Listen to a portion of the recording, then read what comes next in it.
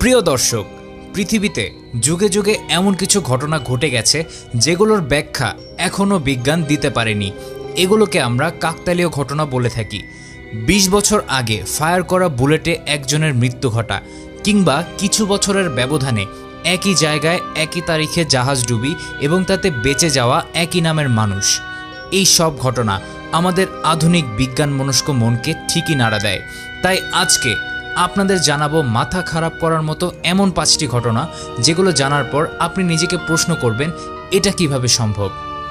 আজকের ঘটনাগুলোর একটির থেকে আরেকটি অদ্ভুত, তাই ভিডিওটির সম্পূর্ণ মজা উপভোগ করতে ভিডিওটি না টেনে সম্পূর্ণ দেখতে থাকুন।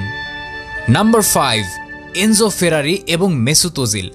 পুনর্জন্মে হয়তো অনেকে বিশ্বাস করেন কিংবা করেন না, কিন্তু এনজো ফেরারি এবং মেসুত ওজিলের এই কাহিনীটি শুনুন।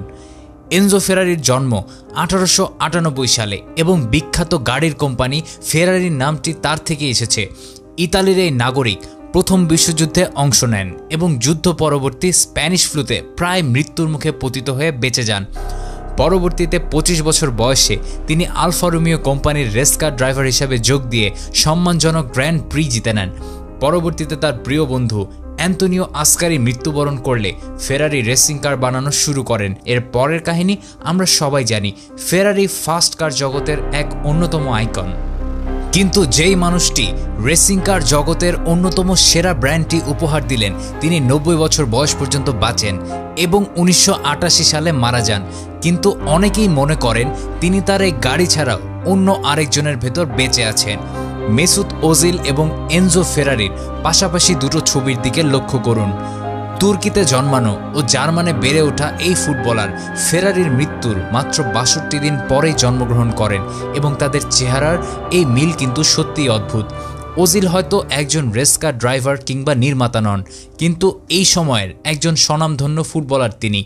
রিয়াল মাদ্রিদ থেকে আর্সেনাল এমন সব বড় বড় ক্লাবে খেলেছেন যেখানে তাকে নিতে গুনতে হয়েছে প্রায় $453 মিলিয়ন, যেটি তাকে সব থেকে দামি জার্মান ফুটবলারের খেতাব এনে দিয়েছে। ফেরারির মতো ওজিলও ট্যালেন্টেড এবং স্পেশাল, তাহলে কি এটাই এনজো ফেরারির আরেক রূপ? নাম্বার 4, মিস আনসিঙ্কেবল, অর্থাৎ যাকে ডোবানো সম্ভব নয়। ভায়োলেট জিসেফ নামক এই মহিলার কাহিনী খুবই কাকতালীয়। সুন্দরী এই মহিলা ছিলেন সমুদ্রগামী জাহাজের একজন স্টুয়ার্ডেস বা মহিলা স্টাফ এবং নার্স।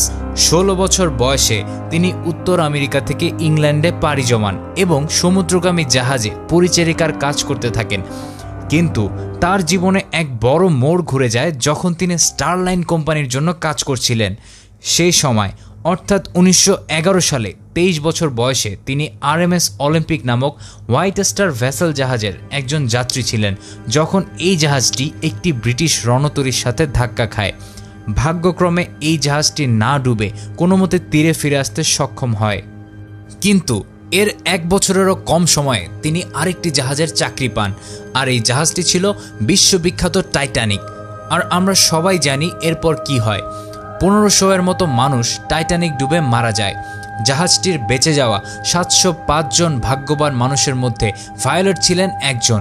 তিনি তখন এক বাচ্চার দেখাশোনা করছিলেন। এবারও তিনি বেঁচে যান সামনের আরেকটি মর্মান্তিক দিন দেখার জন্য। প্রথম বিশ্বযুদ্ধের সময় জিসেফ আবারও একজন পরিচারিকার কাজ পান ব্রিটিশ রেড ক্রসের হয়ে। দুর্ভাগ্যক্রমে এই জাহাজটি একটি জার্মান মাইনের সাথে ধাক্কা খেয়ে 55 মিনিটের ভেতরেই ডুবে যায় এবং জাহাজে থাকা যাত্রীদের 30 জন মারা যান। এবারও বেঁচে যাওয়া যাত্রীদের মধ্যে জিসেফ ছিলেন একজন এবং এবার তাদের রক্ষা করতে আসা লাইফ বোটটি জাহাজের প্রোপেলারের সাথে ধাক্কা খেতে খেতে বেঁচে যায়। হয়তো ভাবতে পারেন এখানেই তার সমুদ্রযাত্রার সমাপ্তি, কিন্তু না, তিনি হোয়াইট স্টার লাইনের কাজ ছেড়ে প্রথমে রেড স্টার লাইন এবং পরবর্তীতে রয়্যাল মেইন লাইনে কাজ শুরু করেন এবং পুরো বিশ্বজুড়ে ঘুরে বেড়ান। নাম্বার 3, 20 বছর পুরনো বুলেট। এই কাহিনীটি খুবই আশ্চর্যজনক। কাহিনীটি হলো আমেরিকার টেক্সাস রাজ্যের হানি গ্রোভ নামক শহরের বাসিন্দা হেনরি ডায়াগল্যান্ড তার বাগদত্তার সাথে ব্রেকআপ করেন এবং এই দুঃখে তার প্রেমিকা আত্মহত্যা করেন। এই ঘটনায় মেয়েটির ভাই অত্যন্ত রাগান্বিত হয়ে যান এবং সিদ্ধান্ত নেন এই ঘটনার প্রতিশোধ নেবেন। তিনি ডায়াগল্যান্ডকে গুলি করে মারতে তার ফার্মে হানা দেন এবং গুলিও করেন, কিন্তু গুলিটি নিশানাচ্যুত হয়ে যায়। বুলেটটি তার গা ঘেঁষে তার পেছনে থাকা একটি বড় গাছে আটকে যায়। হেনরিকে প্রায় মৃত্যুর সাথে পরিচয় করিয়ে দেয়াতে তার প্রেমিকার ভাইয়ের প্রতিশোধ পূর্ণ হয়, কিন্তু বুলেটটি সেই গাছে 20 বছর ধরে থেকে যায়। 2 দশক পর ডায়াগলেন সিদ্ধান্ত নেন তিনি এই গাছ কেটে ফেলবেন, কিন্তু তিনি কুড়াল দিয়ে গাছটি কাটতে পারেন না, তাই সিদ্ধান্ত নেন ডায়নামাইট দিয়ে গাছটি উড়িয়ে দেবেন। কিন্তু যখনই গাছটি ডায়নামাইট দিয়ে শিকড় সমেত উপড়ে ফেলা হলো, ডায়নামাইটের বিস্ফোরণে 20 বছর পুরনো বুলেটটি পুনরায় সচল হয়ে ওঠে এবং সরাসরি ডায়াগল্যান্ডের মাথায় আঘাত করে। 20 বছর আগে ফায়ার করা এই বুলেটটি এতদিন পর তার টার্গেট খুঁজে পায় এবং সাথে সাথে ডায়াগল্যান্ড মারা যান। কেউ কেউ বলেন এটি নাকি একটি শহুরে রূপকথার উদাহরণ। এটিকে ভুতুড়ে ছাড়া আর কি বলা যায়, আপনারাই বলুন। Number 2, Hugh Williams. Hugh Williams উপাখ্যান সমুদ্র ভ্রমণের একটি জনপ্রিয় গল্প, কারণ সমুদ্রে ঘটা সবথেকে বড় কাকতালীয় কাহিনী এটি। হিউ উইলিয়ামস নামটির সাথে এই ঘটনা যতটা জড়িত, ঠিক ততটাই জড়িত 5 ডিসেম্বর তারিখটির সাথে।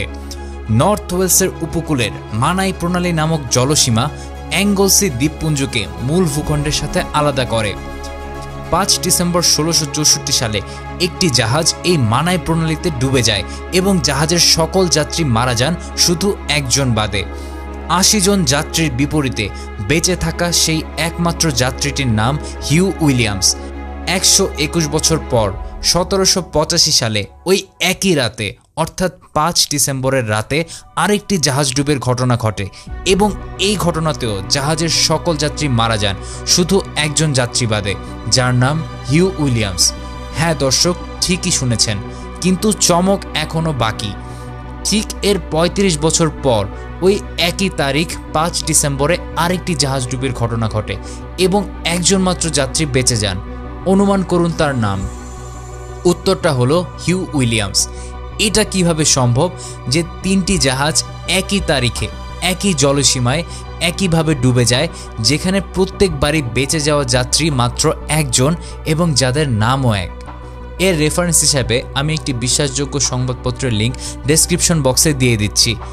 এই কাহিনীটিকে কাকতালীয় বলবো নাকি ভুতুড়ে, তা নিয়ে আমি পুরোপুরি কনফিউজড। আপনারা কি ভাবছেন তা কমেন্টে লিখে জানান। নাম্বার 1, ফ্রান্স ফার্ডিন্যান্ডের অভিশপ্ত গাড়ি।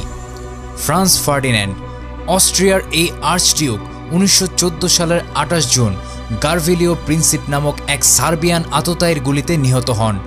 ফার্ডিন্যান্ড যে গাড়িতে নিহত হন সেটিকে অনেকেই অভিশপ্ত গাড়ি হিসাবে আখ্যা দিয়ে থাকেন, আর তার যথেষ্ট কারণও আছে।